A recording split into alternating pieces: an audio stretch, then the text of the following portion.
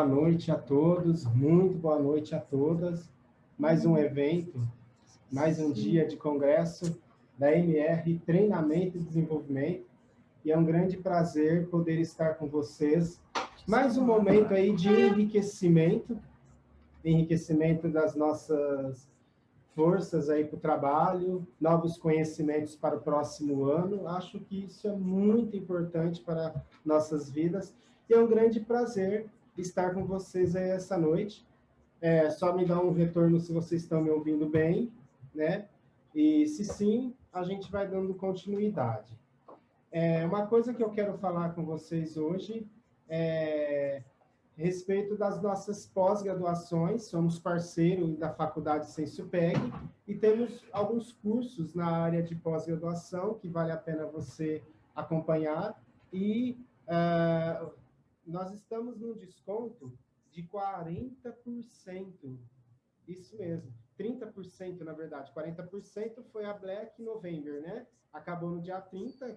Quem teve no primeiro dia teve a oportunidade de, se procurou o site, fazer matrícula por 30%, 40% de desconto. Agora nós estamos com a promoção 30%.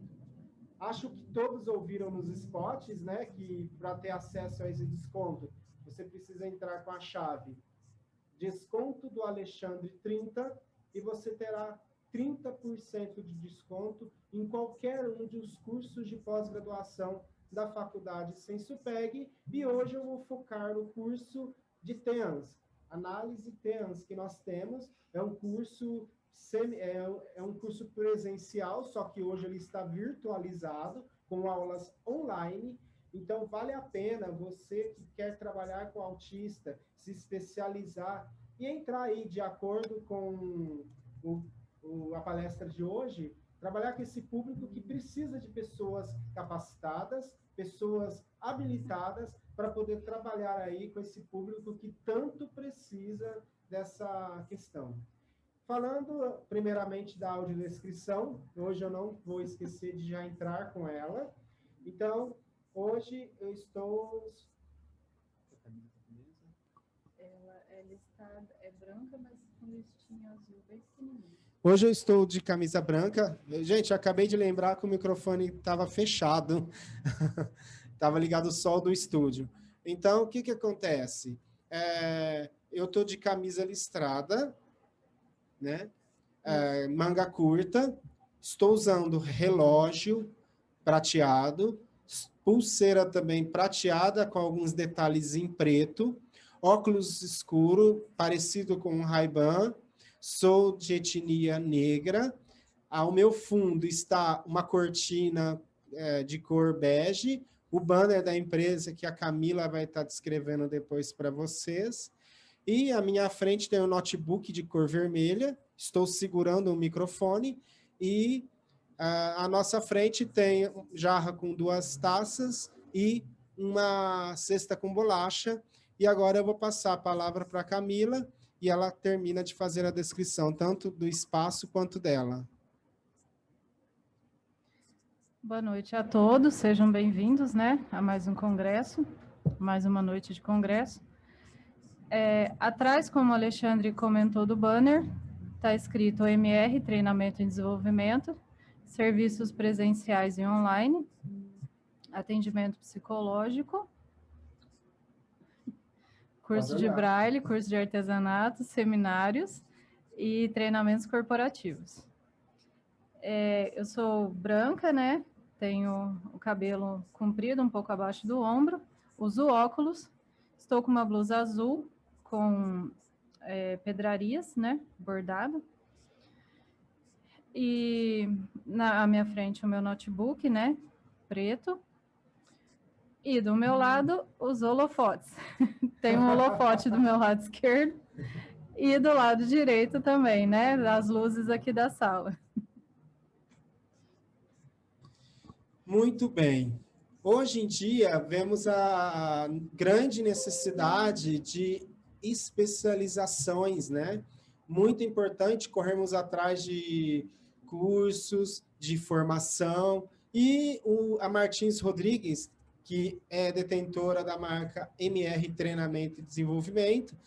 A partir do ano que vem, vamos desenvolver cursos online, inclusive cursos que serão desenvolvidos nesta plataforma, e também estaremos lançando o nosso portal no Moodle. Nós teremos um portal no Moodle, e aí você vai poder fazer cursos nossos. Um dos cursos que eu já vou começar a divulgação hoje é o Vencendo o Seu Falso Eu.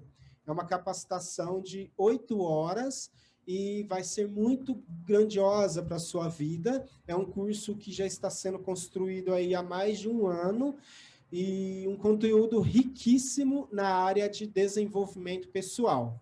Já temos pronto, mas lançaremos no próximo ano também, o curso de atendimento ao cliente com excelência.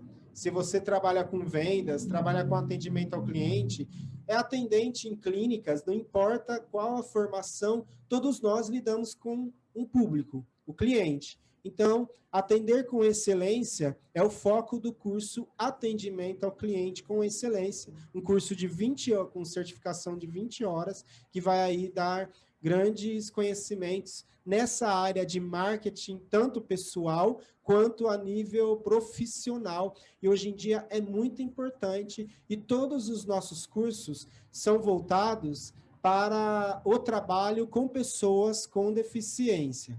Nós temos a capacitação em Braille, tá? Um curso livre de 160 horas de Braille. Esse curso, por enquanto, é presencial, tá?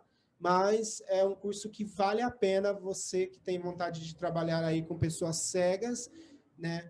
A gente trabalha alguns aspectos da audiodescrição, trabalhamos aspectos da família, trabalhamos aspectos educacionais, então não é um curso puramente só de Braille, a gente acaba passando mais outros conhecimentos também por intermédio desse curso. Tá, ok. Então, pessoal, fica o convite tanto para os cursos daqui, quanto os cursos da Faculdade Sensupeg, tá? Vocês podem estar visitando o site www.sensupeg.com.br e fazendo as suas inscrições. Olha só, galera, 30% de desconto não é para qualquer um, hein? É só Faculdade Sensupeg. Então, a nossa empresa está no mercado há mais de 2 anos e tivemos a proposta de montar esse congresso, que na nossa concepção era extremamente necessário. Os temas foram escolhidos minuciosamente, e hoje nós temos a presença da doutora Juliana, que vai falar sobre a questão do autismo. Eu vou pedir para a Camila apresentar ela, né? E aí a gente já passa a palavra para ela.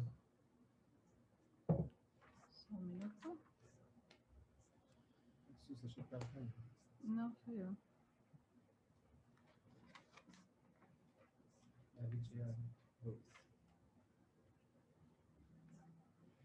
Então, como o Alexandre começou a comentar, hoje nós temos Juliana Gonçalves, psicóloga pela Unifunec, Centro Universitário de Santa Fé do Sul, especialista em neuropsicologia pelo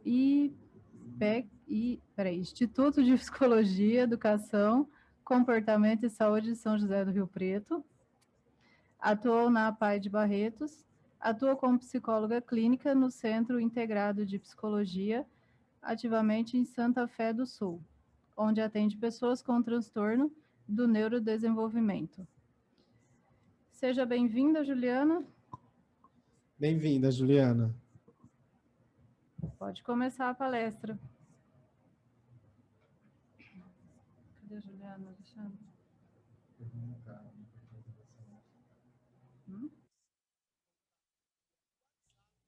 Alexandre? Pode falar, Juliana. Já Agora está vocês liberada. estão me ouvindo, né? Ah, então tá bom. Opa, tá ótimo. Bom, pessoal, boa noite para todos, né? O pessoal que vem acompanhando aqui a palestra pela Simpla, para o pessoal que está online aqui no Instagram também, né? Eu conversei com o Alexandre, ele me permitiu que eu fizesse essa transmissão, já que eu consegui aí divulgar a palestra tão em cima da hora, né, Alexandre? Já não dava mais tempo do pessoal se inscrever. Eu queria, Alexandre, começar, né, fazendo o mesmo que vocês fizeram. né, uma Juliana, palestra. só um minutinho, por favor. Desculpa te interromper, é que você está sem imagem. Estou sem imagem, peraí. Vamos ver. Agora sim, né? Ah, agora Tudo eu tô te certo. vendo. Ah, que bom! Que bom, gente. Então, assim, eu queria começar, né, Alexandre, fazendo o mesmo que você fez, né, que a Camila fez, me apresentando, falando como é que eu estou, né, estamos num congresso, né, sobre deficiência, então acho que isso é importante também. Então, eu sou a Juliana, estou na minha clínica aqui em Santa Fé do Sul, na minha salinha onde eu atendo adultos, né, bem num cantinho. Estou vestindo um vestido bege, meio bege, gente. Enfim, estou aqui com o ar-condicionado ligado, porque realmente, como uma colega observou, as mangas curtas têm um porquê, né? Porque faz muito calor nessa região nossa. Então, assim, eu queria me apresentar um pouquinho melhor para o pessoal que ainda não me conhece. Eu sou a Juliana, sou psicóloga clínica, sou especialista em neuropsicologia. Eu me formei aqui em Santa Fé do Sul, né, que é a cidade onde eu estou residindo agora, desde o início do ano, e também onde eu abri a minha clínica, o Centro Integrado de Psicologia Ativamente, aqui em Santa Fé. Bom, feitas as apresentações, né, eu gostaria de, então, começar com o nosso tema. Eu acho, Alexandre, que vale um pouco colocar aqui um pouquinho da minha experiência com autismo, né? Visto as mudanças que a gente tem visto acontecer, né, recentemente. Então, assim, logo que eu me formei, lá em 2013, né, quase não se falava de autismo. Foi justamente na época que teve ali uma mudança no DSM e aí então passou-se a diagnosticar mais e falar mais a respeito disso, tá? Então a gente teve um boom aí no sentido de diagnóstico, de intervenções, o que a gente pode fazer, o que a gente não pode fazer, né? E então a gente começou a ter mais conhecimentos, né? E por a gente, eu falo assim, todos os profissionais de saúde, né? Nós conseguimos então ter um olhar mais específico para isso. Então, eu atuei na PAI, né? Foi a minha primeira experiência profissional mesmo, como psicóloga. Então, lá eu atendi algumas crianças que estavam dentro do espectro e depois fui buscar minha especialização para eu entender melhor o que estava acontecendo, né? Como que funcionava a cognição dessas crianças, né? Mesmo adolescentes, adultos que lá também existiam, e para me aperfeiçoar e conseguir atendê-los da melhor forma possível, né? Então aí eu me especializei em neuropsicologia, entendi melhor realmente como é que funcionava, né? Tanto esse transtorno como os outros também como um todo, para poder intervir melhor, a partir de então saber o que fazer com isso. Então, depois disso, né, eu permaneci na PAI mais um tempo, fui atuar na clínica, fazendo avaliações neuropsicológicas, intervenções, e depois eu fiz a minha certificação em ABA, né, e venho trabalhando com análise aplicada do comportamento, atendendo essas crianças, tá? Atendo também outras demandas, mas assim, atualmente a minha demanda maior tem sido as crianças que estão mesmo dentro do espectro. Então, vamos começar falando a respeito do autismo, tá? O que é o autismo? O autismo é um transtorno do neurodesenvolvimento, né? Ou seja, ele vai aparecer sempre na infância. Todos os transtornos do neurodesenvolvimento aparecem na infância, tá? Mas a gente vai vendo uma evolução, né, desse transtorno e mesmo dos outros, e Não que necessariamente vai ser da mesma forma quando era criança, vai ser da mesma forma quando era adulto. Por isso que as intervenções são necessárias e são tão importantes, tá? Então, o autismo é um transtorno do neurodesenvolvimento, né? Que vem crescendo bastante o diagnóstico, né? Vem afetando bastante as nossas crianças. Ah, Juliana, por que cresceu tanto o número de diagnósticos, né? Quando começou aí com esse boom do autismo, né, Alexandre, o pessoal que está aqui, falava-se muito pouco a respeito disso. Foi justamente, igual eu falei, nessa mudança do DSM, então a gente tinha uma noção do autismo que era muito daquela criança do autismo clássico, né? Aquela criança que não tinha contato com ninguém, né? Que não fazia contato visual, que não falava, que não interagia com os outros, né? E hoje a gente já vê que o perfil, né, dos autistas, das pessoas que estão dentro do espectro, nem sempre eles são assim. A gente vê muitas pessoas com diagnóstico de um TEA leve, né? Isso vem crescendo e, graças a Deus, vem sendo melhor diagnosticado também. Então, o TEA, a gente vai perceber ali algumas diferenças entre as crianças que têm autismo e as crianças que não têm, né? Em quais áreas? A gente vai ver diferenças na área da comunicação. Então, primeiro, né, essas crianças, ou elas vão demorar mais para falar, né, ou elas não vão falar, ou elas vão falar, mas vai ter alguma dificuldade na comunicação delas, né, não vai ser uma coisa que a gente vai perceber, assim, que elas estão, né, se comunicando adequadamente, né? Então, ou elas vão falar muitas vezes o que a gente acha que é adequadamente, e essas diferenças vão ser diferenças muito sutis, né? Pessoas que não entendem figuras de linguagem, né? Que não entendem muito bem o sentido das coisas. A gente também vai ver algumas diferenças, né, na interação social.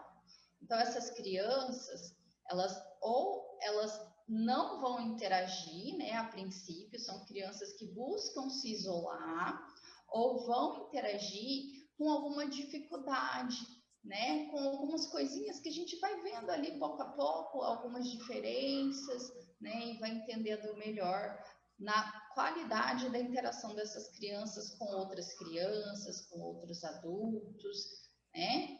Nós também vemos a presença de estereotipias, que são o andar na ponta dos pés, o movimento de flap, né, que é muito comum, também crianças que ficam muito olhando para os dedos, mexendo os dedinhos, né, sempre preocupadas com essa movimentação dos dedos, enfileirar coisas, né? São crianças que às vezes a gente vai ver, ela tá com um brinquedo, mas ela não tá brincando com o brinquedo, né? Ela tá dando um outro sentido ali, que não é um sentido que a gente está acostumado a ver, né? Não é uma criança que muitas vezes vai pegar uma boneca, claro, dependendo do grau do autismo dela, mas muitas vezes é uma criança que não vai pegar uma boneca e vai brincar de dar comidinha, ou que não vai pegar um carrinho e empurrar o carrinho, fazer barulhinho. Muitas vezes essa criança vai virar o carrinho e ficar olhando para as rodas girarem, porque o movimento de rotação para elas é muito interessante, né? Então, aí na parte das estereotipias a gente vê muito essas características, né? Mas podem existir outras também. Cada criança é uma criança. A gente brinca muito, né? Uma brincadeira séria, que o autismo é a diferença dentro da diferença. Então, nunca ou raramente a gente vai ver uma criança com características exatamente iguais às de outra criança, né? Cada uma tem o seu jeitinho, tem as suas coisas, o seu jeito de ser, tá? Aí a gente vê também uma outra coisa que a gente fala, né, e que poucas pessoas conhecem, que não é tão falado assim em outros meios, que é uma falha no funcionamento da teoria da mente. O que é isso? É o pensar como o outro pensa, né? Então, as crianças que estão dentro do espectro, elas têm uma dificuldade em conseguir interpretar o que o outro está pensando, né? Ver as coisas a partir da perspectiva do outro e não dela mesma. Então, esses são os principais fatores envolvidos no TEA. E esses fatores, eles vão contribuir diretamente no desenvolvimento da criança, trazendo algum tipo de atraso ou mesmo algum tipo de dificuldade, né? Então, por isso as terapias, elas são muito importantes. Tá, eu tenho suspeita de que o meu filho tenha autismo, né? O que eu vou fazer? Primeiro, você vai procurar, né, um profissional especializado para poder fazer a avaliação, né, verificar realmente sinais, né, de que isso realmente exista, procurar um médico, né, um neuropsicólogo, um médico, psiquiatra, neurologista, neuropediatra, psiquiatra infantil, né, são especialidades que elas são muito importantes, né, e se não dizer os principais fatores aí, as principais pessoas envolvidas no processo diagnóstico. Ah, mas só eles que podem dizer? Não necessariamente, outras pessoas podem perceber algumas características e te darem a dica, por exemplo, como a gente fala em transtorno do desenvolvimento, muitas vezes as primeiras pessoas que percebem que existe alguma coisa errada com aquela criança, que alguma coisa deixa ela diferente das outras, é o professor, né? E por isso eu falo que é tão importante o professor participar, né, e estar próximo da família para conseguir falar com ela, orientar, buscar uma ajuda profissional, né, sempre conversando com muito carinho, sabendo o jeito de chegar, né, mas é importante a gente trazer essas orientações. Tá, então aí eu fui, passei no médico, fiz uma avaliação neuropsicológica, o que eu vou fazer agora, né? Eu não sei para onde ir, é um mundo totalmente novo para mim, eu estou tendo que lidar com muitas coisas, muitas dificuldades a partir disso, né? Não era uma coisa que eu esperava, claro, né? Nunca é algo que a gente espera. Então, a gente tem ali aquele baque e a gente precisa lidar com ele e seguir em frente e fazer, né, o melhor para o nosso filho, para que ele se desenvolva bem. Tá? Então, o que eu vou fazer? Eu tenho dois caminhos. O primeiro caminho é eu procurar uma rede pública, né? Então, o que eu vou fazer para procurar uma rede pública para poder fazer as intervenções com essa criança?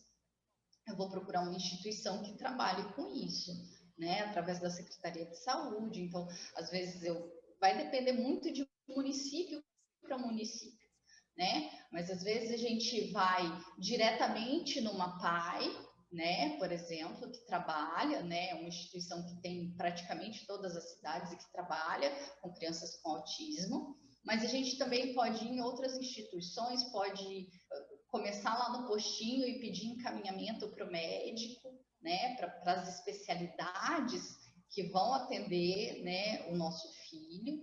Então, entre essas especialidades, né, que são as especialidades formam uma equipe multidisciplinar, que é muito importante, que precisa atuar ativamente, né, e preferencialmente se falando, né, trocando informação a respeito de cada caso.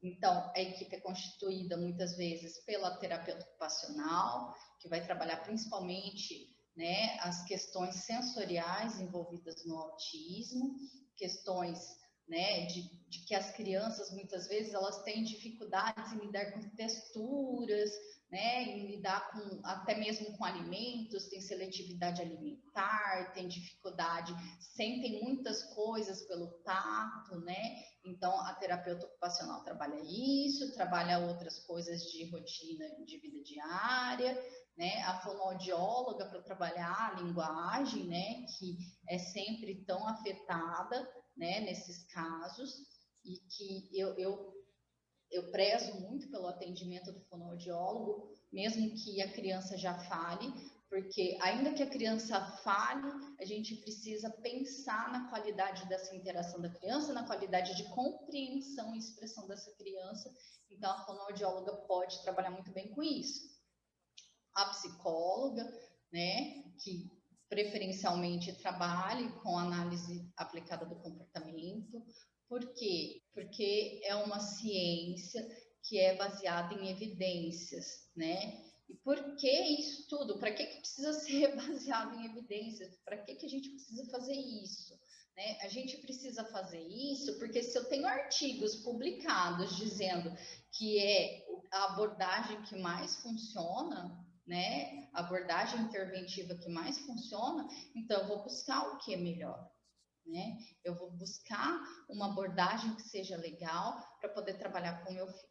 Então, a gente faz isso, trabalha com a equipe multidisciplinar, muitas vezes também constituída pela psicopedagoga, né? Que é também um elemento muito importante da intervenção. Então, a equipe multidisciplinar, psicólogo, terapeuta ocupacional, fonoaudiólogo, psicopedagogo, o médico, né? Muitas vezes existe a necessidade de uma intervenção medicamentosa, né? Devido a problemas de ordem de humor e comportamentais, né? Problemas de sono, que são muito comuns também. Então, a gente precisa de fazer os retornos no médico para poder ver essas questões também.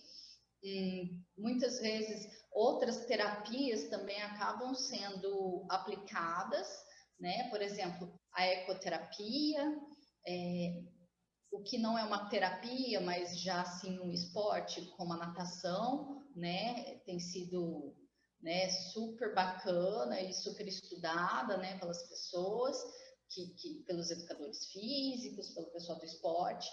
As crianças com telas gostam muito de água, né? E é muito importante a atividade física, né? Eu sempre falo isso, ela estimula, né, sinapses. Então, depois de uma atividade física, as crianças sempre estão mais atentas, mais perceptivas, né? Então, trabalhar as estimulações, muitas vezes, depois das atividades físicas, é surpreendentemente muito melhor do que fazer antes, né? Então, a gente precisa estar atento também a esses aspectos, tá? Muitas vezes, né, musicoterapia, né, também pode auxiliar, né, crianças que gostam muito de música, de musicalização, né, então isso vai variar muito com a necessidade individual de cada criança e a gente precisa pensar nisso, tá? O que eu vou encontrar pelo sistema público de saúde, tá?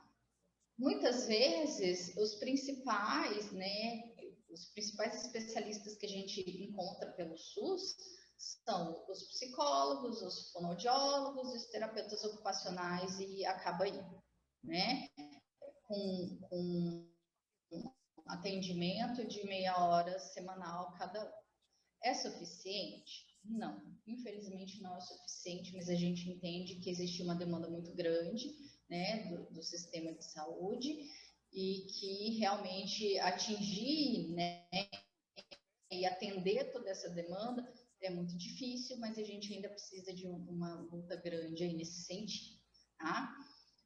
Na rede particular, na rede de planos de saúde, eu consegui encontrar? Consegue encontrar, né? E muitas vezes é dessa forma que você consegue o tratamento adequado para o seu filho, né? Porque muitas vezes, infelizmente, pelo sistema público de saúde, a gente não consegue encontrar, tá? Ah, mas eu vou ficar esperando conseguir a vaga no SUS. Gente, ó, eu atendo crianças com autismo, né? E eu gostaria muito de deixar claro, né, que não é porque eu quero que venham para mim, né? Não é porque eu estou buscando trabalho, nem nada assim. Mas, assim, é muito importante a gente intervir o quanto antes, né? Por ser um transtorno do desenvolvimento. Então, ficar esperando que essa vaga seja concedida traz um prejuízo significativo, né? E que a gente deve considerar se essa realmente é a melhor opção, tá? Ah, mas eu tenho pelo SUS, é só meia hora cada profissional. Resolve. Gente, também, infelizmente, né, pelo que eu conheço, pela minha própria prática, meia hora por semana, não resolve, né? O que resolve de 15 a 40 horas semanais de intervenção, né? Segundo quem? Segundo a ciência ABA. Quanto mais horas de intervenção a gente faz, maior o desenvolvimento da criança, né? E até mesmo mais rápido. Ah, mas eu vou pagar terapeuta para tudo isso? Não, a gente não vai pagar terapeuta para tudo isso, porque ninguém conseguiria pagar terapeuta para tudo isso. Bom, algumas pessoas provavelmente conseguiriam, né? Mas pensando aí na maioria, o que a gente faz? A gente faz a orientação dos pais, né, dos cuidadores, para que eles possam fazer aí as intervenções em casa, né, para que eles possam estimular suas crianças de acordo com o plano de intervenção, de acordo com as necessidades da criança naquele momento, de acordo com o que está sendo trabalhado com aquela criança, tá? Então, isso vai fazer o quê? Vai potencializar a nossa intervenção e vai potencializar o aprendizado dessa criança, tá? Então tá, já falei da equipe, falei do diagnóstico, falei da equipe, né? Falei quem eu devo procurar, né? Se é o Sistema Único de Saúde, sobre entidades, né? Algumas cidades têm outras entidades além da PAI, tipo a AMA, que tem aí em Barretas mesmo, né? Outras cidades têm outros institutos também que atendem esse público, né? A gente sempre tem a opção de procurar por profissionais que trabalhem também com essas crianças na rede particular ou por convênios, enfim. Então, a gente vai precisar fazer essas intervenções. Quanto antes a gente faz as intervenções, melhor é, mais ganho as crianças têm. Por isso que a gente fala tanto a respeito da estimulação precoce e a importância dela, tá bom? Tá, então agora eu já estou com a equipe, né? Já tenho o diagnóstico, estou com a equipe me orientou, o que eu posso fazer, o que eu devo esperar, né?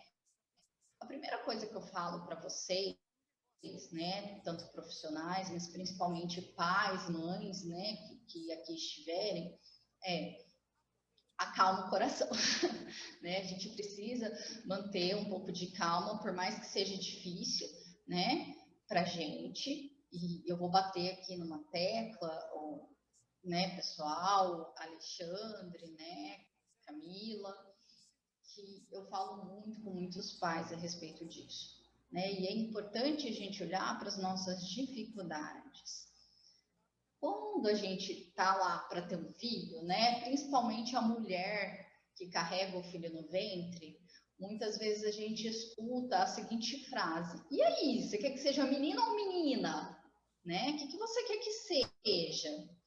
E a gente fala, olha, por mim, né, muitas pessoas dizem isso, né, não todas, mas a maioria diz, por mim o que vier tá bom, contanto que tenha saúde, né?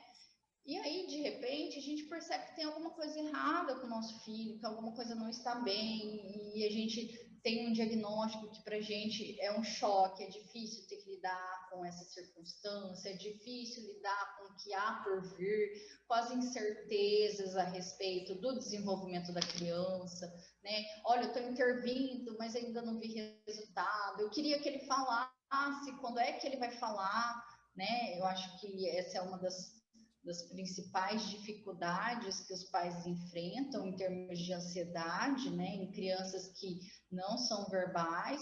Então, será que vai falar? Quando é que vai falar? Né? O que eu preciso fazer mais para que essa criança fale? Então, assim, a gente precisa estimular, né? A gente precisa estimular em casa, estimular com os profissionais, a gente precisa se acalmar, a gente precisa trabalhar com outras também, outras técnicas, né? Que nem sempre a comunicação precisa ser uma comunicação verbal, né? Então, por isso a gente trabalha, né? Principalmente com crianças com TEA, né? A comunicação alternativa, que é o quê? A apresentação de figuras. Então, a criança vai lá e te mostra uma figurinha que ela quer ir no banheiro, né? Ou uma figurinha que ela quer fazer outra coisa, sei lá, que ela quer comer tal coisa, enfim. O importante é que ela se comunique, né? De qualquer forma. Ah, mas eu queria que ele falasse, eu não queria que ele falasse comigo pelas figurinhas. Bom, As pesquisas mostram que a comunicação alternativa, embora a primeira impressão que a gente tenha é que, se eu fizer isso com meu filho, é aí que ele não vai falar mesmo, né? Mas as pesquisas mostram que elas acabam, né, potencializando aí essa questão da linguagem oral da criança e da expressividade dela, tá? Então, no momento certo, com os profissionais certos, avaliando o caso, né, isso vai poder ser trabalhado. Então, quem são os profissionais adequados? A fono, né, a psicóloga, trabalhando em conjunto. Então, aí existe todo um trâmite que a gente deve fazer para poder entender e sempre avaliando novamente o caso dessa criança individualmente, tá? Cada caso é um caso, nem todas as crianças vão se beneficiar disso no mesmo momento, né? Então, realmente existe aí a necessidade de uma avaliação individual.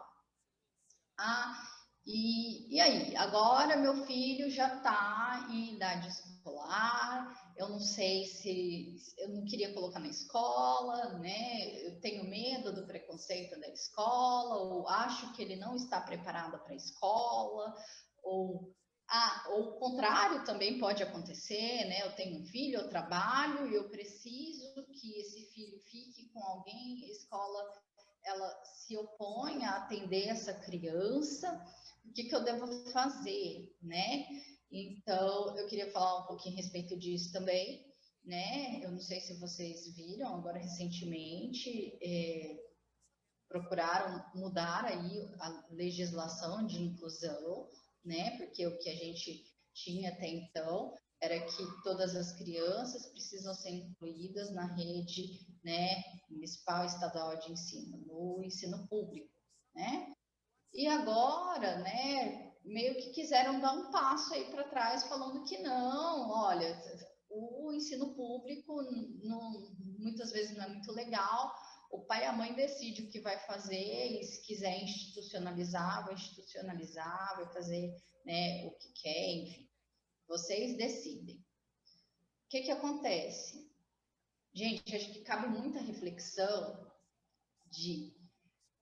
Eu já dei um passo tão grande quando eu consegui a legislação da inclusão. Eu realmente devo dar um passo atrás porque a inclusão não está funcionando, né? Porque dar um passo atrás, né? Então, se a legislação não está funcionando, se a inclusão dessas crianças não está sendo objetiva, se os professores não estão conseguindo atender, se, né, tá todo mundo cheio de dúvida, ninguém sabe o que fazer, é um problema? Então, a gente tem que resolver esse problema, tá? Não adianta falar assim, não deu certo, então vamos voltar todo mundo para a PAI, né? Vai ficar todo mundo em escola especial ou em sala especial, essas coisas, né? Isso é um retrocesso. A gente precisa realmente que essas crianças estejam incluídas, que exista um plano individual de ensino, né? De acordo com as necessidades dessa criança, de novo, né? Pensando em cada criança. As crianças, muitas vezes, elas precisam de um cuidador com elas, né? De um assistente. Então, tudo isso a gente pode ver e precisa acontecer. Cabe à escola o quê? Se adaptar, né? Porque não são as crianças que têm que se adaptar à escola. A escola tem que se adaptar às crianças, né? Existe essa necessidade de que a escola, se ela não consegue, se ela não sabe o que fazer, né? Então, que o município, o estado, né? Que alguém capacite essas pessoas, que elas vão buscar conhecimento para poder atender melhor essas crianças, para poder atender melhor esse público, né? De acordo com o que eles precisam, de acordo com a necessidade deles. Então, a gente precisa sempre pensar, né, por essa ótica. Voltar o caminho não é realmente a melhor opção, né? A gente luta tanto para conseguir os nossos direitos, para que a gente vai voltar atrás logo agora que a gente conseguir, né? A gente tem que exigir que os nossos direitos funcionem e que eles funcionem de uma forma adequada, né? Ainda bem que esse congresso está acontecendo, né? Ainda bem que muitas pessoas já estão voltando mais o olhar, né, para o atendimento das crianças com necessidades especiais, das crianças com deficiências, né? E pensando a respeito disso, mas a gente precisa de muito mais, né? A realidade é essa, o sistema ainda é falho, mas a gente precisa lutar para que ele seja um sistema que funcione, né? A gente precisa nadar, né, contra a corrente, a gente não pode ficar à mercê de um sistema que não funciona e falar assim, não dá certo mesmo, né? Então não vou fazer nada. Então a gente tenta fazer alguma coisa, vai atrás mesmo de exigir os nossos direitos e os direitos das nossas crianças, tá? E por último, né, para finalizar, eu queria falar com vocês a respeito da necessidade de cuidar de si mesmo, né? Eu falo muito sobre maternidade, sobre, né, o que é ter um filho, as dificuldades que a gente tem na maternidade, né? Muitas vezes a gente vem de uma cultura onde todas as pessoas, né, todas as mulheres queriam ser mães, todas nascem prontas para ser mães, tudo é muito lindo na maternidade. E o que a gente vê na prática é que nem sempre é assim, ou melhor, que na maioria das vezes não existem só flores na maternidade, né? A gente também tem os nossos próprios anseios, a gente também tem as nossas próprias dificuldades, muitas vezes a gente acaba duvidando da gente mesmo, da nossa capacidade de ser mãe, de ser pai, né? De cuidar adequadamente de uma pessoa. Então, assim, o que eu vou falar a respeito disso? Eu vejo muito, né, na minha prática, que muitas vezes esses pais, eles estão tão envolvidos, né, com as necessidades dos filhos, sai correndo de uma terapia, vai para outra, porque eu trabalho, mas eu também cuido do meu filho, aí eu saio da fono, vou para a TO, da TO saio, vou para psico, no outro dia natação, no outro dia não sei o quê, não sei o quê, não sei o quê, e a gente fica com uma agenda que a gente não dá conta daquilo tudo, né? Isso traz uma estafa para a gente, o estresse muito grande. Então, a gente precisa cuidar da gente mesmo, né? Eu falo que antes de querer cuidar do outro, a gente precisa cuidar da gente. Não adianta a gente querer se sobrecarregar, né? Porque isso vai me adoecer. Quando a gente tem uma carga muito grande, muito maior do que a gente pode carregar, do que a gente, né, deveria carregar, né? Então a gente tende a adoecer e isso fica complicado, porque se a gente não tá bem pra gente, como é que a gente vai poder ajudar o outro, né? Então é importante que você, pai, mãe, vovó, cuidador, que você tenha um tempo também para se dedicar para você, né? Para suas coisas, para as coisas que você gosta, para poder sair com os amigos, para poder, sei lá, sair sozinho, você, sua esposa, né? Enfim, vocês possam fazer também as coisas de vocês e ter uma vida além do autismo, né? Que vocês possam não ficar o tempo inteiro só pensando e preocupado com o tratamento da sua criança, o tratamento do seu filho, se está fazendo certo, se está fazendo errado, se está evoluindo, se não está evoluindo, como é que vai ser, né? Então a gente precisa preocupar também com a gente mesmo, se cuidar, né? Para poder cuidar do outro. A gente não tem como dar para o outro o que a gente não tem, né? Se a gente não consegue se cuidar, como é que eu vou oferecer um cuidado com qualidade para o outro, né? Então, por mais que eu fale assim, a ciência ABA fala aí de 15 a 40 horas de intervenção, né? Se não está na terapia, vai fazer em casa. Mas, olha, a gente pode dividir as tarefas, né? Eu sei que a gente tem uma demanda muito grande, né? Principalmente as mães, né? Não desmerecendo os pais nem nada, mas a gente sabe que na maioria das vezes é a mãe que está por mais tempo presente em casa ainda. Então, assim, é demanda de trabalho, é demanda de estudo, é demanda de filho, é demanda do outro filho, que a gente não pode esquecer, né? Quem tem outro filho, que o outro filho também tem as próprias demandas e que também precisa ser atendido, né? Então, a gente precisa realmente trabalhar com cooperação, né? Eu preciso ter uma rede de apoio.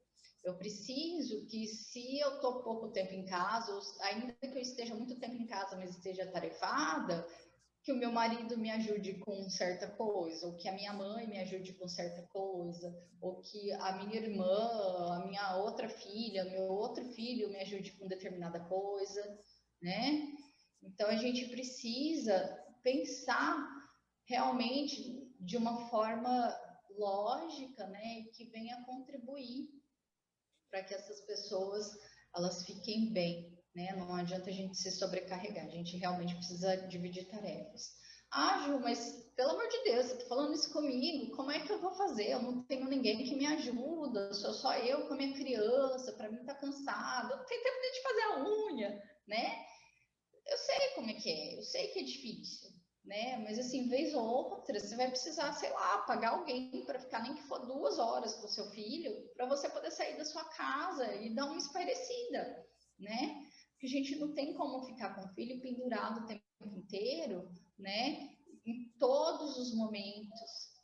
Então a gente precisa realmente desse tempo para a gente, desse tempo para a gente se cuidar, né? Eu vejo muitas vezes que esses pais, né, aí nas práticas parentais, eles estão tão envolvidos, né, com as doenças, né, não só com o autismo, mas com as doenças dos filhos, com as necessidades dos filhos, com as necessidades dos netos, muitas vezes eles deixam o autocuidado de lado. Né? Então, são pessoas que, eu estou sentindo muita dor, já faz dias, mas, eu não vou marcar médico, porque, se eu for marcar médico, quem é que vai ficar com fulano? Né? Quem é que vai fazer fulano comer? Quem é que vai fazer almoço? Quem é que vai fazer isso? Quem é que vai fazer aquilo? Gente, né? Não dá para ficar preocupado com isso. A gente até se preocupa, mas a gente dá um jeito, né, de que alguém faça por você e você vai se cuidar, tá? Então, era isso que eu tinha para falar por hoje. Alexandre, eu gostaria de agradecer a todos que participaram, né? Se alguém tiver alguma dúvida, que fique à vontade para poder perguntar, tá bom? Um abraço para todo mundo. Brilhante sua apresentação, acho que trouxe uma reflexão muito profunda a respeito do autismo, e isso é de importante relevância falarmos, porque às vezes as pessoas observam autismo, e eu já ouvi pessoas falarem, agora é a moda do autismo, né? Tudo é autismo. Sim. E não é por aí, não existe moda, gente. Uma questão de neurodesenvolvimento não é moda, é realidade, e a gente tem que se adequar, né? E entender como é que funciona essa evolução dentro desse transtorno, né, do espectro autista e vários outros aí a nível do desenvolvimento humano. Como psicólogo, Juliana, eu gostaria de trazer uma questão, inclusive, que nós vimos muito forte dentro da faculdade, né? Até dentro do que o Lacan fala, o autismo começa a desenvolver dentro do estado do espelho, tem toda essa questão aí da projeção, né, que a mãe desenvolve, e existe a foraclusão do pai, ele não inclui o pai na relação. Explica um pouco isso para os nossos espectadores, por favor.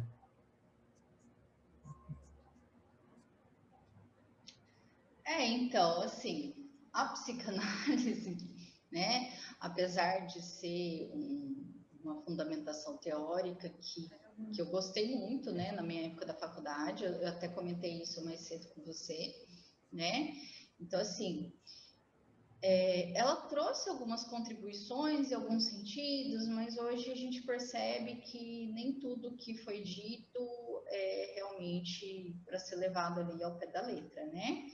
O Lacan falava alguma coisa, o Winnicott também falava alguma coisa, né, a respeito lá das teorias dele, da questão de uma mãe suficientemente boa para poder, né, cuidar do ambiente do filho e participar, né, efetivamente do desenvolvimento da criança, né?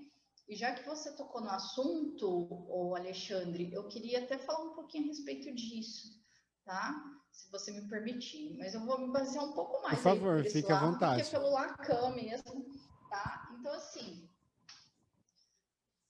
esse negócio de mãe suficientemente boa, né? Quem que é a mãe suficientemente boa? É a mãe que dá os cuidados que o filho precisa sem sufocar ele, ponto. Né?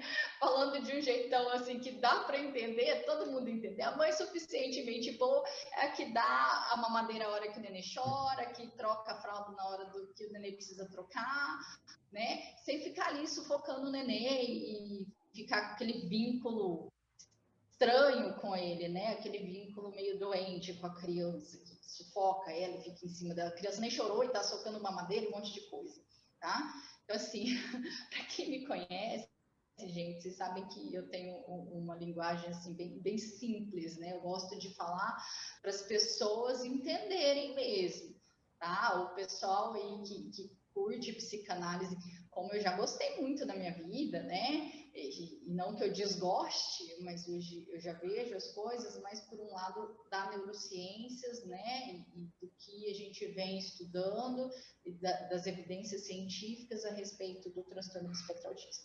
Então, assim, a gente muitas vezes, enquanto mãe, a gente se culpa, né, pelo que o nosso filho desenvolveu, por como o nosso filho está, né, e isso não só para crianças que estão dentro do espectro. Né? A gente se culpa muitas vezes, ai, será que eu eduquei errado? Ai, será que eu estou educando certo? Ai, será que não sei o quê? Quando a gente tem um filho que vem aí com um transtorno, né? Muitas vezes essa culpa, ela é acentuada, né? Essa culpa, ela fica muito maior nesses casos, porque as mães, principalmente, elas sentem essa carga em cima delas, né? Não simplesmente pelo fato de serem mães, mas por quê? Porque, ai, será que foi alguma coisa que eu fiz enquanto eu estava grávida, né? Será que foi algum remédio que eu tomei? Será que é porque eu descobri que eu estava grávida já tinha tanto tempo e sei lá, será que é porque eu fiquei doente, né? E muitas vezes a gente vê que até pela própria doença, né? Essas mães se sentem culpadas em terem adoecidos durante a gestação e de talvez, então, terem trazido alguma coisa para a criança, né? Então, a gente não pode levar as coisas por esse lado, né? Existem, sim, fatores de risco e tudo mais, mas a gente deve pensar que a gente está fazendo, né, e buscando o melhor para o nosso filho. Se eu estou aqui passando todos os meus perrengues, estou indo de sessão em sessão, estou correndo atrás de atendimento, estou correndo atrás das necessidades do meu filho, eu sou uma mãe suficientemente boa, né? Eu não preciso sufocar ele, eu não preciso, né, ficar em cima das crianças o tempo inteiro, nem mimar essa criança, nem fazer muitas outras coisas. Eu preciso cuidar do meu filho e entender que eu estou fazendo o meu melhor. Né? Então, isso eu acho que é muito importante. Né? Quando a gente está num movimento de buscar melhoras, né, a gente deve considerar isso também. Né? Por mais que muitas vezes eu não esteja vendo, né, as coisas acontecerem, por mais que, nossa, eu estou buscando atendimento, eu não estou conseguindo, né? Mas você está buscando? Então, que bom, né? Você está fazendo o que você pode, o que te cabe. Né? Então, a gente tem que pensar por essa ótica e ver as coisas dessa perspectiva também. Muito interessante, né? É muito profundo, né? Porque às vezes a gente vê a fala da academia, e uma coisa que eu já discuti muito em congressos que eu tive a oportunidade de ir, é a dificuldade que muitas vezes nós temos entre a teoria e a prática. Eu lembro que no congresso, Juliana, eu fiz até uma comparação de uma situação que eu vivenciei em São Paulo, quando eu fui para esse congresso, porque eu não sabia que tinha um vão entre a estação e a plataforma. Resultado, caí no vão. Nossa. Então, o que acontece? A questão da prática, eu fiz essa comparação. Eu fiz a comparação de que a academia, pelo dinamismo, pelo tudo que ela tem, ela é o trem. E a plataforma é a sociedade, onde a gente vai descer para encarar essa sociedade, para encarar a comunidade. Só que, às vezes, o vão que tem entre a teoria e a prática, às vezes faz a gente cair nesse vão e cair no não saber. Nós não sabemos como aplicar, e isso é muito perigoso. Com certeza, muito mesmo. A gente precisa, assim, fazer realmente essa conexão, né? E entender, né, o que a gente está passando, onde a gente precisa chegar. Eu falo assim, que a informação, ela muda muitas das coisas, né? E a gente precisa estar informado, né? Se você soubesse que tinha aquele vão, você não teria caído. Com certeza. Né? Se alguém tivesse te avisado daquele vão, isso não teria acontecido. Não, e a questão do não saber, porque na hora que cai, tanto quem está na plataforma quanto quem está no trem não sabe o que fazer. E quem está no vão, muito menos. Então, na verdade, o conhecimento é isso. O que acontece? A academia, isso vem de uma fala, inclusive, de uma universitária, muito amiga minha, e ela traz o seguinte, até a gente faz parte de um grupo de estudo, e ela traz que, às vezes, a academia é mal vista na sociedade, não porque ela é ruim, não. A academia traz grandes conhecimentos. Só que o que acontece? Às vezes a comunidade não fica sabendo do que acontece, e aí acaba colocando a academia como um castelo de marfim, né? Então, como aquela coisa assim, que poucos têm acesso, e aí acaba, a academia não funciona. E aí vamos tirar a verba da academia, né? Como tem acontecido. Então, não é por aí que funciona. É uma má interpretação de, sei lá, pessoas que influenciam o governo, de certa forma, e acaba tendo essa visão errônea de que a academia não muda a realidade. Muda. Só que a gente tem que arrancar fora esse vão, ou colocar uma ponte, ou desmontar os castelos de marfim e ir para a luta, né? Sim, com certeza. A Camila vai trazer algumas considerações, mas se você tiver mais coisa, pode falar. Não, eu gostaria mesmo de agradecer ao pessoal. O pessoal deu uma interagida aqui, né, nas mensagens. E, assim, eu realmente fico muito feliz em poder contribuir, né, com vocês, em trazer essa fala, né. Se alguém tiver interesse, quiser me procurar, né, eu estou sempre muito acessível lá pelo meu Instagram, pode me mandar direct, né, é Juliana Goncalves, _PC, né? Então, vocês encontram meu perfil lá. Eu falo bastante, né, a respeito de maternidade, tenho trazido algumas falas a respeito de autismo e de outros transtornos também, né? Se alguém quiser me procurar depois, pode ficar à vontade, tá? Eu agradeço muito vocês pelo comentário, vi que tem uma colega aqui que está vendo lá do Egito, né?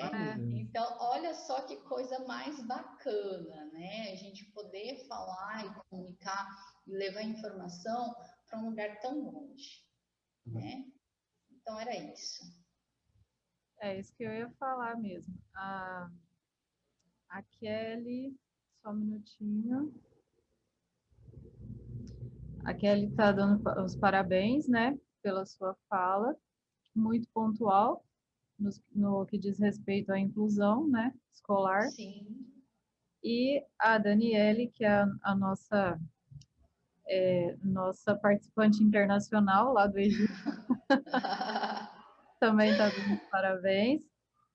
E Lê, ela é mãe de um menino autista de 7 anos. Ah, eu vi o comentário verbal, dela. E ela está acompanhando o congresso, né, desde quando começou.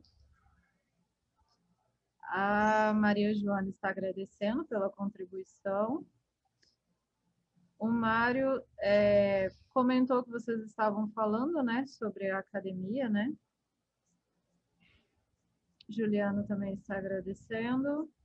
Rosana agradecendo. A Ângela também está dando os parabéns para a Juliana. Excelentes colocações. Contribuem bastante para a nossa vivência. Pessoal, legal, quem quiser fazer perguntas, pode fazer aqui perguntas pelo chat, tá? Que ainda temos um tempinho. Pessoal, muito importante a participação e a fala da Juliana, porque quantas pessoas a gente encontra e está apresentando, né, essas questões, E muitas vezes a gente pensa no autismo como alguma coisa clássica, né? Aquele, aquele autista clássico, que é aquele que tem os maneirismos, que tem a autoagressividade e não se comunica. Hoje, né, Juliana, pode me corrigir se eu estiver errado, existem as pessoas com pensamento autista, né? Elas não são autistas no sentido clássico, mas, por exemplo, se alguma coisa sai do controle, vixe, né? E agora vamos abrir, que já vem uma pergunta, mas se você quiser complementar, fica à vontade. A Rosana, né, perguntou aqui se todo autista tem necessidade de usar remédios. Não, Rosana, nem todo o autista ele tem necessidade de usar remédios. Isso, como eu falei, a gente sempre tem uma abordagem muito individualizada. A gente precisa olhar para cada criança, para as necessidades dela, tá? Não existe uma medicação para autismo, tá? Autismo é um transtorno do neurodesenvolvimento, não tem cura. O que vai acontecer, né? Ah, mas o meu filho vai ser sempre assim, ele não vai... Não é por aí, né? A gente faz as intervenções, as crianças vão melhorando o desenvolvimento delas, e aí então a gente faz outras intervenções focado em outros aspectos do desenvolvimento, elas vão melhorando, né? E com isso, o que acontece? A criança faz o que a gente chama de caminhar dentro do espectro, né? Às vezes uma criança que estava lá dentro do espectro que a gente considerava um grau grave, né? Com as intervenções, ela vai para um grau mais leve, né? Ou mesmo ou moderado, enfim. E aí a gente vai fazendo esse trabalho contínuo, né? Sempre buscando entender que as crianças, né? Eu falo crianças porque eu trabalho muito com intervenção precoce, mas, né? Todas as idades, as pessoas têm um potencial, né? Para se desenvolver e a gente precisa acreditar neles e buscar atingi-los.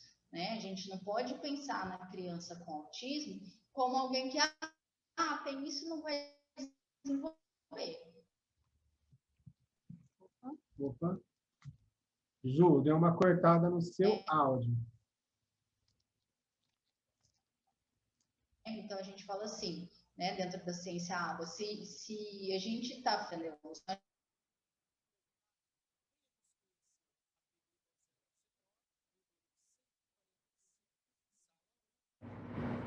Ju, nós estamos sem o seu áudio. ao espectro, Voltou. né? Então, o que a gente faz, né? Quais são esses comportamentos? São crianças que muitas vezes são irritadiças, né? Choram muito, têm dificuldade para dormir, né? Fazem muita birra, quebra coisas. Muitas, né? São queixas assim que são muito comuns, né? Agressividade, crianças que agridem as outras pessoas ou que se agridem, né? E nesses casos, a medicação ela pode ajudar, né? Então a gente busca, né, a utilização das medicações, claro, também, né, ressalta a importância da terapia, né, da psicoterapia, da análise comportamental, para poder verificar a questão dos reforçadores e tudo mais, mas as medicações elas contribuem bastante nesse tipo de comportamento, né, nessas coisas que estão sempre tão envolvidas aí com essas crianças, tá?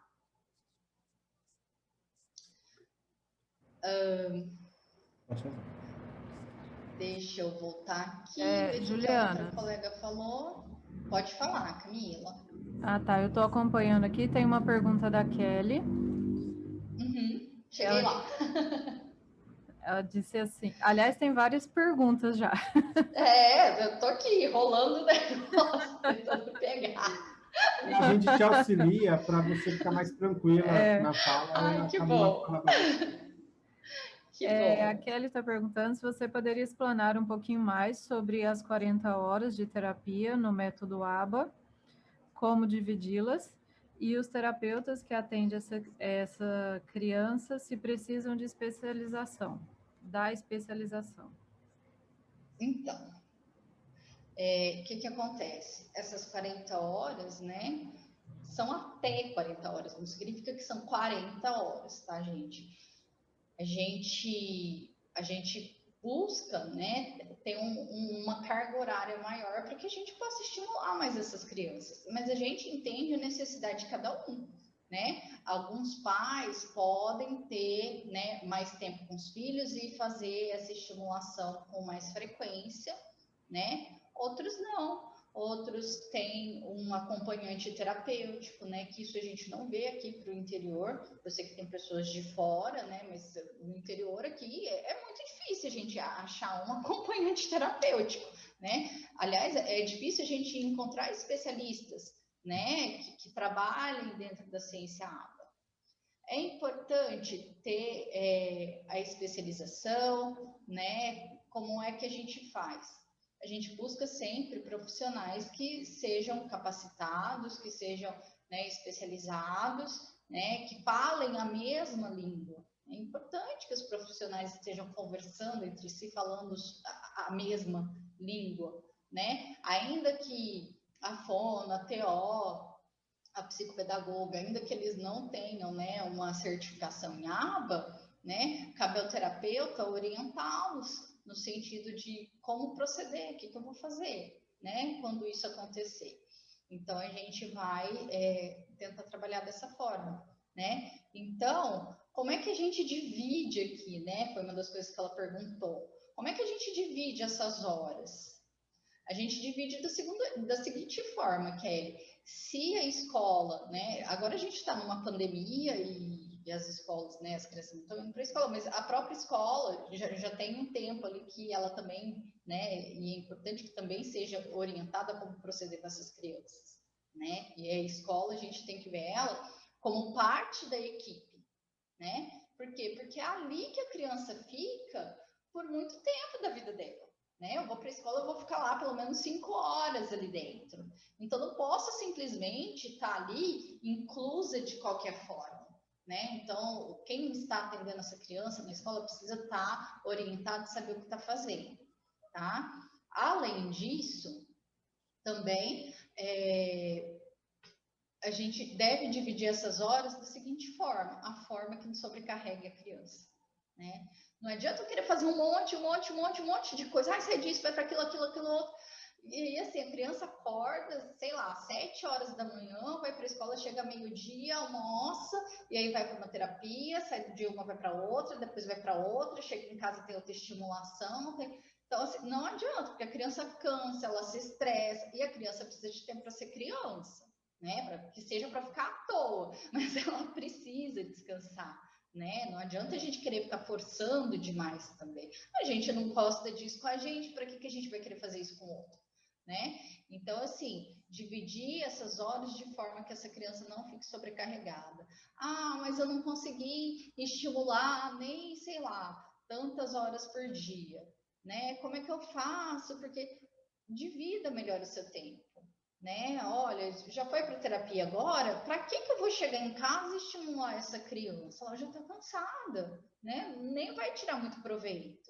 Então é importante essa criança descansar um pouco, né? Aí depois você retoma, você faz alguma coisa com essa criança, né? O que é importante é o que você tem com o seu filho, a qualidade do seu tempo com ele, né? A gente deve prezar por essas coisas também. Tá? Eu espero que eu tenha respondido, Kelly. A Rosana, ela comentou que tem um casal de amigos que levou quase 2 anos para aceitar o diagnóstico de autismo do filho. E ela está perguntando se essa dificuldade de aceitação acontece com frequência. Acontece. Infelizmente acontece muito, Rosana. E acontece muito, né, por vários aspectos. Muitas coisas podem influenciar essa dificuldade de aceitação. Uma delas, né, são justamente as coisas que eu já falei. Para a gente é muito difícil a gente lidar, né, com uma notícia dessas, né, um processo que é um processo sofrido, né? Então, assim, muitas vezes eu não quero ter contato com esse sofrimento, não quero ficar pensando muito nessas coisas, não quero ver, né? Eu falo assim, que a gente faz sempre uma comparação, né, de uma criança que nasceu e não foi ali do jeito que esperava, ou mesmo quando a gente separa, enfim, né? A gente sempre faz uma comparação de um processo de luto. Por quê? Porque a minha expectativa, eu queria muito aquele negócio, né? Eu queria que fosse de um jeito, eu imaginei, aquilo viveu dentro de mim, né? Eu trouxe essa imagem para mim, eu trouxe aquela vivência, e de repente aquilo não é mais daquele jeito, né? De repente o meu mundo cai, né? Eu percebo que as coisas não são daquela forma e isso dói, né? E cada um vai lidar com a sua dor de uma forma e de várias formas diferentes. Ora, a gente aceita, né? E isso acontece nesses processos de luto e só, né, reforçando aqui, por luto eu não falo de morte especificamente, né? De alguém morreu, mas de morreu o que eu tinha de significado daquilo. Mas então, assim, muitas vezes eu aceito, aí de repente eu falo, por que comigo? Para que tinha que ser logo comigo? Né? Por que dessa forma? Né? Não tinha que ser assim. Ah, eu quis tanto. Ou, nossa, eu nem queria ter filho e tive, né? Ou enfim, tantas outras coisas, né? Então a gente tem essa dificuldade de aceitar, de entender o que aconteceu. A hora a gente quer aceitar e fala que não, tá tudo bem, eu vou estimular, vai dar tudo muito certo, né? E a gente entra aí até meio que numa mania, né? Num processo meio ansioso de nossa, né? As coisas têm que fluir, tem que acontecer. Então, um dos fatores que contribui aí para essa dificuldade de aceitação é isso, tá? Um processo que acontece não com o pai do fulano ou do ciclano, mas que acontece com todo mundo. Se a gente olhar muito bem para a gente já passou por isso em algum momento da nossa vida, né? A não ser que a gente seja muito novinho e sem experiência nenhuma, né? Mas com certeza a gente já passou. Ou que seja um luto propriamente dito, de alguém adoeceu e morreu, ou que seja de uma separação, de um marido, de um namorado, de uma esposa, né? Ou que seja pela perda de um trabalho, né? Ou de repente eu ia estudar, não consegui fazer o que eu queria, não, sei lá, repetir de ano, enfim, essas coisas acontecem, né? Então, para a gente é sempre muito difícil lidar, né? E a gente precisa prestar atenção nessas coisas. Um outro aspecto que eu considero também para a dificuldade de aceitação dos pais é o seguinte. Desculpa, gente, só beber uma água. Principalmente em casos de TEA leve, né? Esses sinais aí do transtorno, se eu não for uma pessoa muito entendida, né? Muitas vezes eles vão ser meio que imperceptíveis, né? Para quem está do lado de fora, né? Ou para os pais, que às vezes não tem outras crianças por perto, para poder fazer uma comparação, né? Então, assim, às vezes eu vejo meu filho e falo assim, pô, ele tá andando, ele tá falando, né? Ele anda, ele fala, ele brinca com os colegas, e aí vieram me dizer que é isso daqui, será que é? Não acredito não, né? Porque o que eu conheço disso é muito diferente, não é isso que meu filho tem, né? Então a gente precisa realmente olhar, igual eu falei lá no comecinho, né? Para a qualidade dessas interações, para a qualidade dessa comunicação, né? Porque se a gente tiver um olhar mais aprofundado, mais clínico mesmo, a gente vai conseguir entender que existe o TEA, né? Que apesar de não parecer para muitas pessoas, existe um TEA, existe uma dificuldade, né? Existe uma dificuldade a ser superada, né? Coisas que precisam ser trabalhadas com essas crianças. Então, acho que isso responde a sua pergunta. A Ângela está perguntando se é verdade ou mito que os autistas, na sua maioria, são agressivos. Olha, Ângela, eu não vou falar nem se é verdade ou se é mito, tá? Porque eu não sei se é a maioria, sinceramente, né? Mas eu sei que existe sim um número muito grande de crianças, né, que estão dentro do espectro e que tem a agressividade, né, que tem bastante agressividade, e isso vai aparecer de muitas formas, e a gente precisa ter um olhar muito atento para isso, né, e por isso que é importante também uma pessoa que faça análise do comportamento. Por quê? Porque assim, se essa criança está agressiva, a gente precisa saber por que ela está agressiva, né? Por que aparece tanta agressividade nas crianças com TEA? Muitas vezes porque essas crianças não falam, né? E quando eu não falo e eu quero alguma coisa, eu preciso ser entendida, eu preciso ser ouvida e eu não sei como me expressar, né? Então, não sei como me expressar, eu choro, eu jogo as coisas para o chão, eu tento bater na minha mãe, no meu colega, no meu pai, né? Ou às vezes eu me agrido, né? Então, a gente precisa saber dessas coisas. Além, né, dessa relação direta aí com a fala e com a comunicação, também existe uma outra questão que é as desregulações sensoriais, né? Então, quando a gente pensa numa criança que está dentro do espectro, a gente sempre precisa considerar muito bem essa questão, né, da área sensorial dessa criança, como é que ela está desenvolvida. Por quê?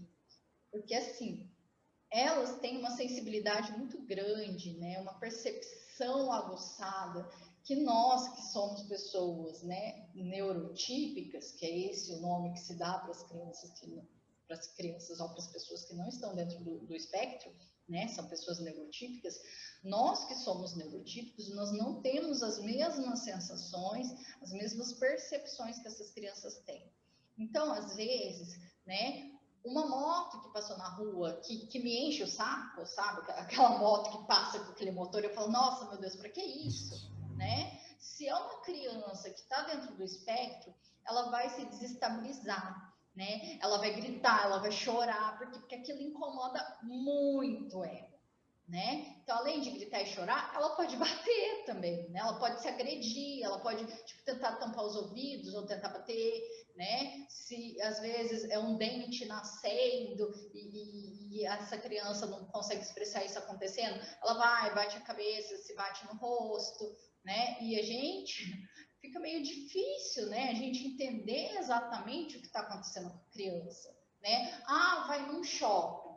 No shopping eu tenho muito estímulo, porque eu tenho muitas pessoas, né, indo e vindo por todos os lados, né? Então essa área da visão também é importante para as crianças, não é só a área tátil, né, das crianças que estão aí dentro do espectro, a área da visão também. Então se eu vejo muito brinquedo, se eu vejo muita gente, se eu vejo muita coisa, isso pode me desregular, né?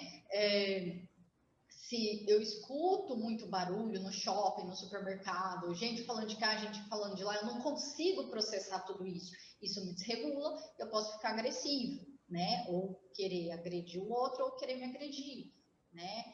Coisas, né, sensoriais táteis, então às vezes uma textura que eu não gosto, a mãe que tenta forçar aquela criança com uma seletividade alimentar a comer, né? E aquela criança não suporta aquela textura. Então, aquilo, como essa criança não tem ainda, né, uma regulação emocional também, então ela vai partir muitas vezes para agressão, tá? Então, a gente precisa prestar muita atenção nesses fatores, né, no que é que está acontecendo.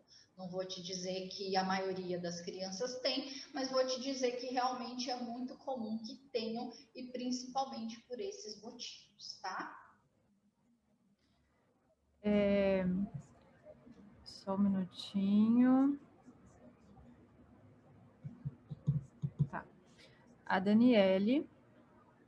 Antes do comentário da Daniele, a Kelly está agradecendo pela resposta.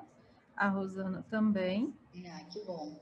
Obrigada. E o comentário da Daniele é o seguinte: na minha humilde opinião, sempre houve um número grande de autistas, mas apenas nos últimos 10 anos passou a ser muito comentado, estudado e divulgado. Haja vista o enorme número de pessoas com autismo que têm sido diagnosticadas já na fase adulta, nos últimos tempos. Pessoas já inseridas no mercado de trabalho, na vida acadêmica e mesmo familiar, já casados e com filhos. Uhum. É a opinião Concordo plenamente com a opinião dela. A opinião dela é a Concordo minha, fortemente. é de Eu vocês. Sim, Eu queria trazer também, Gil, só complementando, muitos deles têm o Asperger também, né? Sim, sim, né? Que seria aí um grau leve do autismo, né? Eu vejo, né? Qual o nome da colega? que me falou isso? Daniele, né? Daniele. Então, assim, Daniele, eu vejo que, né, uma das principais contribuições nesse aumento de diagnóstico foi a mudança que a gente teve no DSM. O que é o DSM? É o manual nosso, né, de transtornos mentais. Então, o que acontece? De vez em quando, a cada, sei lá, 20, 30 anos, esse manual, ele sofre mudanças, né? Ele tem mudanças, ele sofre adaptações. Então, antes dessa... E essa mudança a gente teve, se eu não me engano, da última vez, no ano que eu me formei, que foi em 2013, né? Então, assim, até então, a gente ainda tinha um autismo, né? E falava sobre autismo sempre dentro, né, daquele transtorno mais clássico realmente, né? Que seria o quê? O autismo grave, né? Crianças que estão muito assim, como diria aí na linguagem psicanalítica, né, Alexandre, ensimesmadas, né? Crianças que estão, assim, não tem um contato externo, estão sempre só em contato com elas mesmas. E se a gente olhar, parece que nem com elas mesmas elas têm contato, né? Porque muitas vezes a gente encontra essas crianças o quê? Sentadinhas, quietinhas, olhando para cima, né? E se deixar ficar horas lá fazendo nada, só olhando para cima, né? Não tem um contato visual, não tem, piorou um contato verbal, uma iniciativa de comunicação ou qualquer coisa, né? Crianças que são super, extremamente dependentes, que muitas vezes, né, esse quadro também é associado aí e tem uma correlação também, né, com uma deficiência intelectual, né? Crianças com TEA grave, muitas vezes elas têm uma deficiência intelectual associada, né? Justamente por isso, porque eu não tenho contato com o que está fora de mim, eu não tenho um contato externo.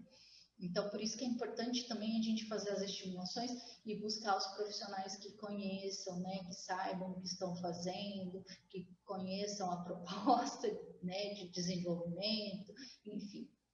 Então, assim, eu acho que a principal contribuição realmente é essa mudança no DSM.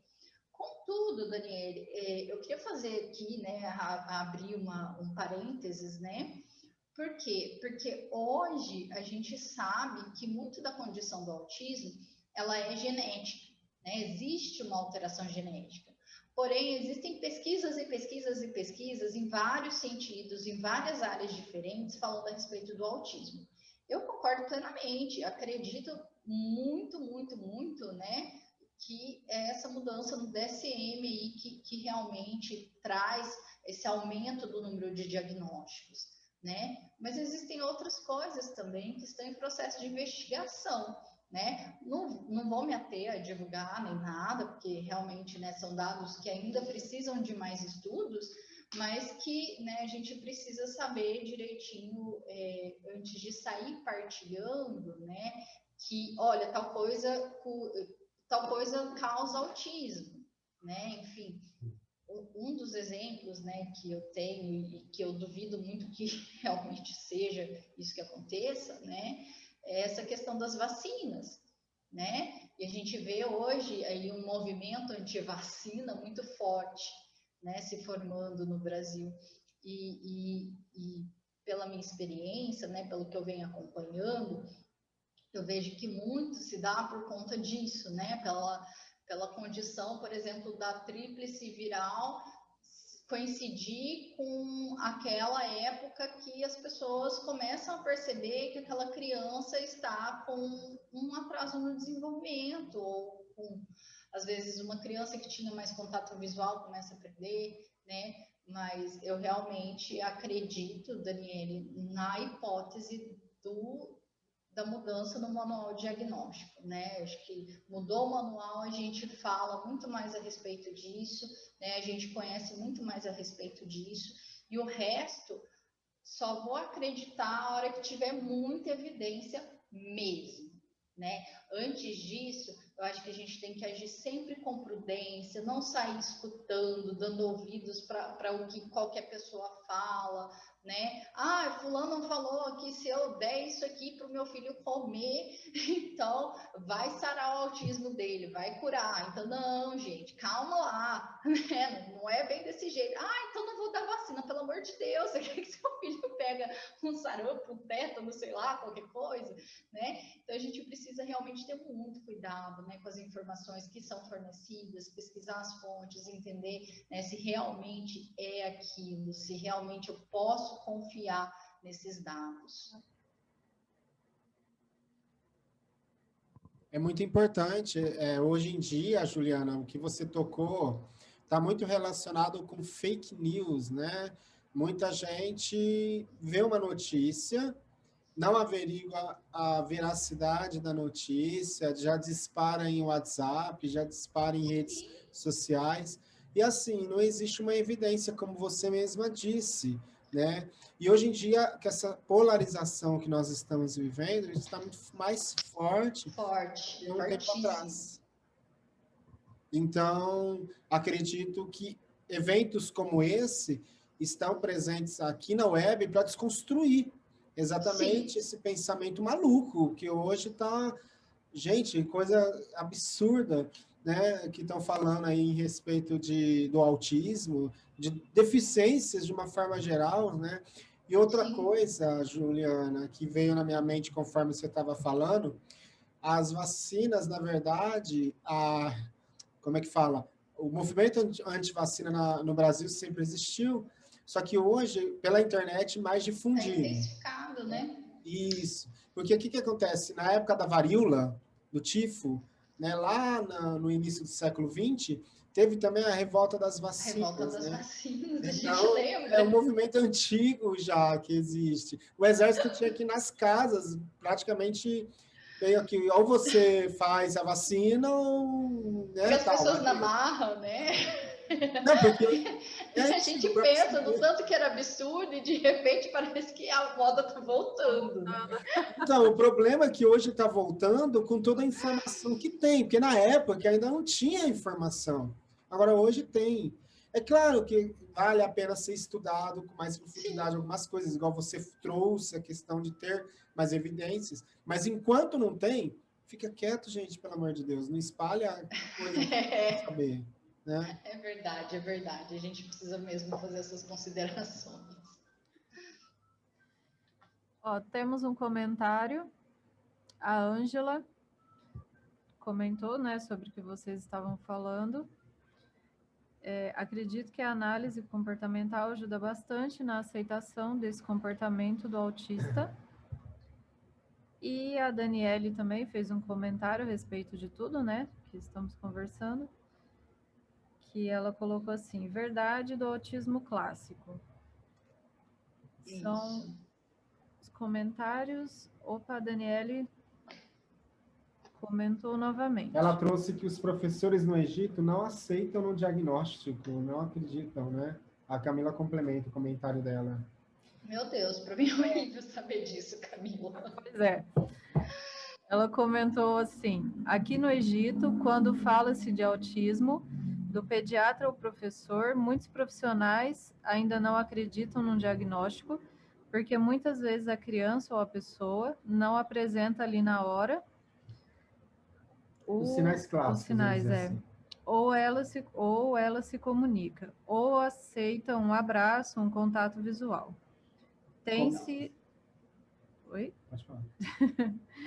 Tem-se ainda que autista é só o autismo clássico, e assim tratam muitos com um TDAH e acabam atrasando o tratamento. Eu acho que eles estão precisando de ter o DSM-4 aí, viu, Daniela?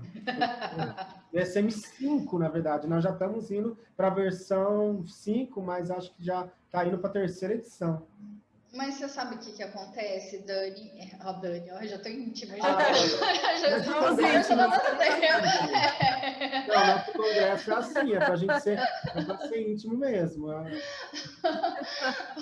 Dani, assim, eu falei que eu realmente acho um absurdo isso, né? E acho, né? Mas assim, né? Tem algumas considerações também para fazer em relação a isso, porque assim, a hora que você traz essa fala, a primeira coisa que a gente tem é realmente meio que um choque, né? De, ai, nossa, meu Deus do céu, como assim, né? Tá contrariando OMS, DSM, tudo, né? Porque a gente tem né, padrões, tem tudo, né? A gente tem manuais para poder pensar nos transtornos. O DSM, ele não é exclusivamente brasileiro, né? É para todos os lugares. Então, a gente precisa mesmo pensar, né, no manual. O manual existe por um motivo, para poder orientar as pessoas. Né? Eu sei que transtorno é qual transtorno é qual transtorno por conta do manual, né? Então, eu preciso lá entender a descrição do transtorno, avaliar o paciente e ver se encaixa, dar um diagnóstico diferencial. Ah, é TDAH, é autismo, né? TDAH e autismo são muito vinculados, né? São o que a gente chama de transtornos comórbidos, né? Não significa que a criança com autismo, ela tem também o TDAH, né? Significa o quê? Que muitas vezes a criança com autismo, ela tem o TDAH. Em outras vezes, ela não tem o TDAH associado, mas ela tem algumas características do autismo, né? Que fazem parecer um TDAH. Por exemplo, crianças, às vezes elas têm a dificuldade de ficar sentada, né? Tem crianças que são hiperativas, crianças, né, hiperativas que eu falo não é no sentido do TDAH, mas de que são muito agitadas e a gente precisa ensinar esse comportamento para a criança, dela sentar, dela esperar, né, de tudo isso, que são questões cognitivas que precisam ser trabalhadas, né? Então, assim, autismo não é TDAH, muitas vezes se parece, mas não é. Uma outra ressalva que eu queria fazer é: os médicos daí têm dificuldade para poder falar, né? Não querem fechar esse diagnóstico. Às vezes aqui a gente também tem, né? Eu estou falando aqui como se fosse a Disneylândia, mas a verdade no crua não é tão bonita assim, né? Existe muitos profissionais médicos ainda têm dificuldade em dar um diagnóstico, por exemplo, antes dos 5 anos, né? Porque falam assim, ah, não, vamos dar um tempo, vamos ver como é que ele se desenvolve. Aí eu falo, né? E eu entendo o peso que o médico tem nas costas, muitas vezes, em dar um diagnóstico desse. Primeiro, porque é um diagnóstico que altera, né, toda a rotina de uma família.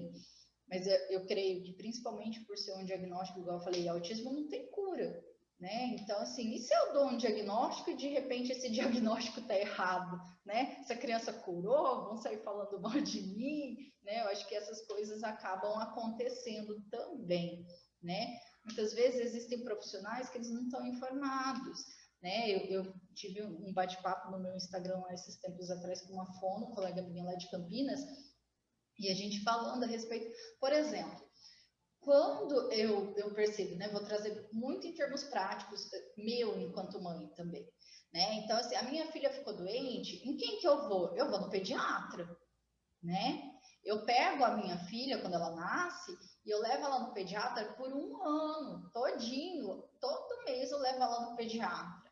O pediatra vê a minha filha todo mês, ele observa dados de desenvolvimento? Raramente, né? O que o pediatra observa?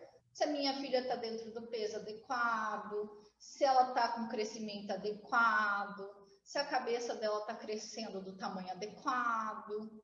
Vai me perguntar se teve uma febre, um negócio, sei lá, se perguntar, né? Porque muitas vezes quem acaba trazendo é a mãe. E tem uma demanda, né? Toda aquela questão de novo de, olha, eu tenho que atender tantas crianças por dia, né? Mas os pediatras, dificilmente, infelizmente, essa é uma realidade nossa, né? Dificilmente os pediatras vão observar dados do desenvolvimento da criança, do tipo, os marcadores do desenvolvimento dessa criança, né? Ah, tá sentando sozinha, né? Quando é que a gente espera que uma criança sente sozinha? Ah, por volta dos 5, 6 meses. Tá sentando sozinha? Tá engatinhando? Tá andando? Como é que tá? Já tenta falar alguma coisa com você, né? Eu nunca vi pediatra perguntar isso, né? Eu, na minha experiência enquanto mãe, eu nunca vi. E o que eu converso com as minhas pacientes, né, com as mães dos meus pacientes, que são sempre muito próximas também, né, que eu gosto muito de ter esse olhar de cuidar de quem cuida, né, e igual eu falei aqui, a gente precisa estar bem. Então, assim, o que eu percebo através das minhas conversas é que com elas o mesmo acontece, né? Eu passo o meu filho no pediatra, o pediatra não pergunta isso, ele não pergunta essas coisas. Se eu não tenho um outro filho para poder comparar, se eu não tenho, né, contato com outras crianças para poder comparar, eu não tenho muito essa base de saber se está indo tudo bem ou não, né? Então, muitas vezes, esse diagnóstico, ele já vem tardiamente. Né? Muitas vezes esse diagnóstico vai aparecer lá a hora que essa criança entra numa creche, né, ou numa escolinha, e aí vem a professora, né, abençoada, igual eu falei, e fala assim, olha, mãe, pai, ó, as outras crianças, elas tiram a roupinha, elas vão, já desfraldaram, já escovam o dentinho, já faz tal coisa, sua criança não está fazendo. Né, ó, tua criança não consegue, eu dou o lápis para ela poder desenhar e ela não quer desenhar, ela não brinca com os outros, né? A gente chama, ele gosta só de ficar pro cantinho. Nossa, ele tá demorando um pouquinho para falar, né? E assim, até vou de novo abrir um parênteses aqui. Né? Essa história de criança demora para falar, leva na creche que aprende, gente, não acontece na vida real, tá? Crianças com desenvolvimento neurotípico, que estão sem nenhum tipo de distúrbio de linguagem associado, pode até acontecer, né, de precisar ver as outras crianças falando e acabam, né, se estimulando e falando também. Mas na maioria das vezes essas crianças só falam mediante intervenção com a fonoaudióloga, tá? Então, assim, existe uma dificuldade mesmo, né? Aqui eu acho que já nem tanto de aceitação em relação ao médico, mas assim, de querer fazer o diagnóstico, de entender o diagnóstico, né? Infelizmente isso ainda acontece. Ó, ela comentou também que lá ela percebe que é um tabu ainda, né, este assunto, e que os profissionais jogam de um lado para o outro, ninguém libera laudo e nem toca no nome autismo. Parecem ter medo ou pena de falar para os pais que o filho tem autismo, né? Ela disse que ouviu muito isso. Quando for para a escolinha, ele vai melhorar. Ela ouviu muito isso. Né? Eu sei, gente, eu sei. Eu sei. Eu acompanho. Né? Infelizmente, né? Não é a escolinha que vai resolver. Né? A criança com seletividade alimentar, não é porque ele está né? Estou falando de seletividade alimentar, por quê? Porque é uma das características recorrentes também em crianças com TEA. Não vai aprender a comer porque na escola os amiguinhos estão comendo, vai comer também. Não. Não é. Se deixar a criança vai passar fome, se ficar o dia inteiro, ela vai passar fome, vai ficar sem comer o dia inteiro. Mas ela não vai comer. A não ser que você mande, né, o que você tem lá de específico, lá que essa criança coma, ela não vai comer, né? E ainda assim, ainda que você mande o que essa criança come, né, muitas vezes a gente se depara com uma outra dificuldade também, né? Porque as crianças com autismo, muitas vezes, elas têm uma dificuldade de flexibilidade mental. Então, o que é a flexibilidade mental? Eu entender, é ser flexível mesmo, né? Entender que nem sempre as coisas vão ser daquele jeitinho ali. Então, assim, muitas vezes, o que eu faço? Eu vou comer, eu vou lá na mesa, né? Na minha casa, vou na cozinha, sento na mesa, sento a minha criança na mesa, sirvo a comida ali, ela come. Só que ela só come lá, né? Então, se eu vou para minha sala e a criança precisa comer, ela não come, porque é o lugar de comer na mesa, né? Se vai sair para comer em tal lugar, não, porque o lugar de comer é lá na casa dela, na cozinha dela, na mesa dela, na cadeira dela, né? E na escola, então, a mesma coisa, né? Então a gente precisa realmente ter muitos cuidados, né? Muito interessante.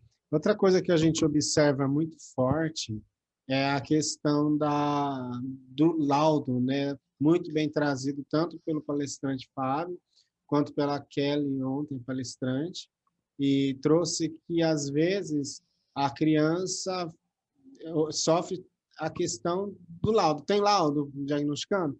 Não, se não tem laudo, não vou fazer, porque não tem um laudo para justificar o que eu vou fazer. Isso eu acho um pouco delicado também, porque acaba só dentro do rótulo, né? Eu vou tratar a deficiência, e a pessoa que está ali em desenvolvimento, fala trazida pelos dois, inclusive, e por todos, na verdade, né? Que os dois trouxeram isso de uma forma mais profunda. E aí, o que que acontece? Hoje a gente observa, eu chamo de laudificação, né? Das nossas crianças. Existe essa questão, né? Muitas vezes para essas crianças estarem incluídas, né, na escola, precisa de laudo, mãe. Precisa de laudo. Passa no médico para pegar o laudo. Só que, infelizmente, Alexandre, né, aí na prática, o laudo é só um laudo, né? O laudo acaba sendo um apoio para a escola falar assim, né? Assim, não estou generalizando, eu sei que existem casos e casos, mas a maioria dos casos, infelizmente, a inclusão ela é excludente, né? Ela acaba mais excluindo do que incluindo, né? E isso vem, né? Muitas vezes pela falta de um treinamento, né, do pessoal que está atendendo essas crianças. Não só dos professores, do coordenador, do diretor da escola, né? Então, muitas vezes eles têm aquela imagem assim, não, é criança da inclusão, não vai conseguir aprender nada mesmo. Então, deixa ali no cantinho sem fazer nada, né? E não é isso que tem que acontecer, pelo amor de Deus, né? Assim, é o que eu falei. A gente não pode, né, ter um retrocesso, a gente tem que lutar para que as coisas aconteçam como elas precisam acontecer, né? A gente precisa que as coisas corram bem, né, que os nossos direitos eles sejam, né, atingidos também, que a gente possa, né, fazer valer, né? O laudo não é só para deixar a criança lá dentro, o laudo é para poder pensar, bom, essa criança tem isso, o que eu vou fazer a partir disso? É por isso que o diagnóstico é importante, para me dar uma direção, né? Eu não vou tratar uma criança com TEA, né? Da mesma forma, né? Não vou atender essa criança, não vou nem falar tratar, né? Porque às vezes pega meio estranho. Assim, eu não vou atender essa criança da mesma forma que eu atendo as outras, porque eu preciso ter um olhar individual, eu preciso olhar para as necessidades dessa criança. Às vezes, por exemplo, a alfabetização é tal método, né? Essa criança com TEA, eu vou precisar usar um outro método com essa criança, né? Então, a gente precisa ter o laudo para isso, não para poder colocar na gaveta e deixar a criança no canto. Exatamente, eu acho que isso é fundamental, né, para o andamento aí da criança. Juliana, muito obrigado pela sua fala. Eu acho que, nossa, foi brilhante a apresentação, Obrigada. Muitas reflexões para os nossos telespectadores, inclusive para mim, né? E eu acho muito importante isso, discutirmos isso hoje dessa forma, né? Cursos tem aí, né, de monte, nós também temos, né, o curso de TEA, né, que ainda a turma começou a semana passada, pessoal. Quem se interessar, entre em contato, lá no site da plataforma tá os nossos contatos, telefone. Vale a pena você, de repente, fazer esse curso, que vai aí trazer uma análise do comportamento aplicada, que você precisa ter no seu arcabouço profissional para poder aplicar isso na sua prática e não fazer o que nós estamos discutindo aqui hoje, agora, né? Que isso seja daqui a uns anos passado. A gente veja esses vídeos e fala, nossa, os vídeos do Congresso da Pessoa com Deficiência, do primeiro Congresso, já estão desatualizados, porque, olha, já mudou tantas coisas. Agora, o que eu não quero, Ju, é ver daqui a 10 anos esses vídeos pelo YouTube e falar, nossa, ainda acontece isso. Gente, pelo amor de Deus. Vocês, nós estamos em 28 pessoas, algumas pessoas não conseguiram entrar. E o que acontece?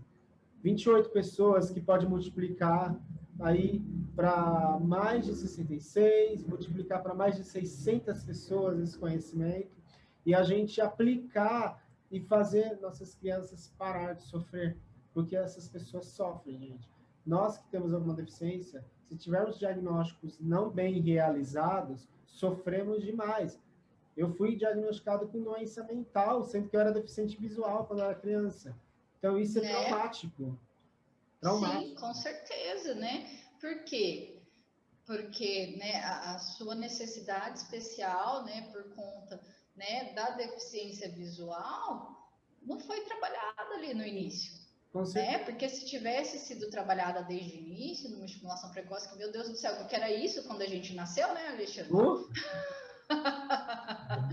Que era isso quando a gente nasceu? Não, tá? Eu sou tão velho, não. Eu tenho só alguns aninhos.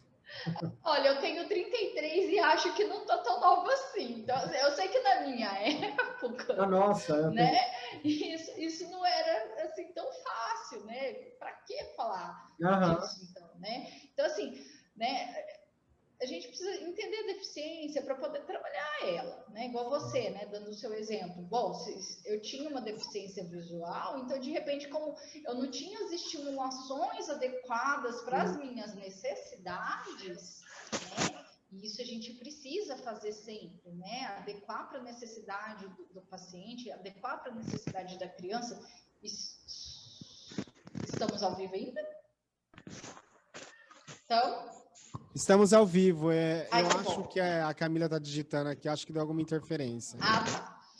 Então, assim, se a gente não encontra outras vias, né, de estimulação, então fica muito difícil mesmo a gente conseguir que essas crianças se desenvolvam dentro do que é esperado para a idade dela. E aí vem um diagnóstico errôneo, igual esse seu, né? Fala, meu, esse menino tem deficiência intelectual, né? Então, a gente precisa ter muita atenção para essas coisas, Alexandre, né? Você sabe dizer isso tão bem quanto eu. Sim, sim. Então, pessoal, muito obrigado. Tem alguma participação aí que você estava... você está passando. A Daniele perguntou do Instagram nosso. Sim. Pessoal, qualquer coisa, as nossas redes sociais estão também todas no site, YouTube, Instagram, Facebook, até o Twitter também, nós temos o Twitter, tá? Então, acessando o site, vocês já têm acesso a tudo, inclusive comunicação via Skype, se vocês precisarem.